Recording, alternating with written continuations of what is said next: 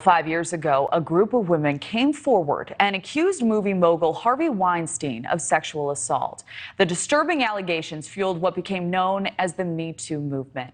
The 70-year-old is currently serving a 23-year prison sentence in New York after being convicted of rape and sexual assault. Today, Weinstein goes on trial in Los Angeles for different allegations. The trial is expected to last up to 2 months. 9 women are set to testify. NewsNation's Rich McHugh, one of the journalists who helped expose Weinstein in 2017, and his colleague, Ronan Farrow, worked for the story nearly a year at NBC before it was shut down. Ultimately, the New Yorker magazine published their reporting. Rich joins us live.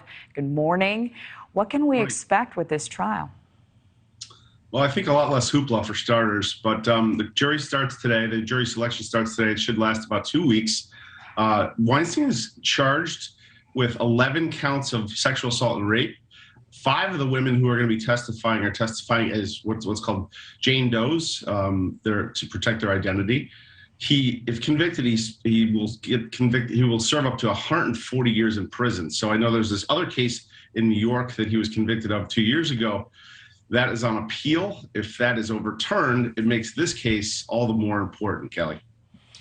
So this summer, New York's highest court agreed to hear his appeal, which could overturn the charges there. You interviewed Jessica Mann last year. Her testimony, along with Mimi Haley, put him in prison, and you asked her about the possibility. We have the clip here. Harvey Weinstein has submitted an appeal. He says he did not receive a fair trial and that his constitutional rights were violated. How do you respond to that? I almost find the situation laughable. Why is that? It's just so typical. He's looking for the loopholes, anything he can find, and at this point it's not a surprise. It's the 100+ voices of women who never knew each other, who never spoke, who lived in the dark and hid this shame and dealt with this trauma, attest to the fact that this man is not innocent. So he's delusional. Okay, so now that this appeal has been granted, would you say this puts more pressure on the trial in Los Angeles? Absolutely, 100%. The Court of Appeals is going to rule on his case in New York in the spring. So this LA case will likely have ended by then. It's set to take 2 months. But this absolutely puts more pressure on this. This was once seen as more of a symbolic case or trial because it came about right before the verdict was handed down in New York. And everybody was like, oh, there's this LA case coming.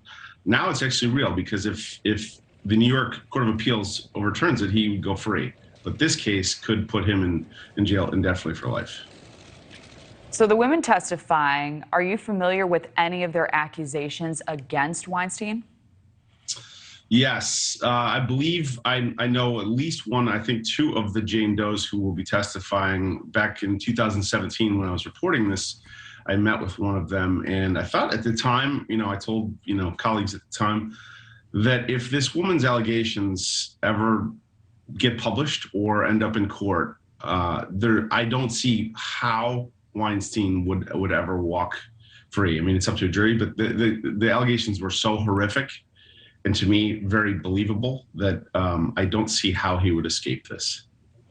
So I'm just curious, you covered this trial in New York, you wrote about it in Vanity Fair. What is this like for you personally, seeing something you reported on come back into the court of law 5 years later? It's a little bit surreal, Kelly. It's, at the time it was really gratifying to see it all come out. I remember sitting in the courtroom when the verdict was announced back in 2020. And that was kind of a momentous day, but going through the roller coaster of this with, he might have an appeal and now he's going to have an appeal successfully in New York. I think I speak for the women that I've spoken to, like they are upset that this has even gotten to this point, that justice has taken this long, and they want to see ultimately justice prevail. And I think that it will in this LA case, but who knows? It's up to a jury.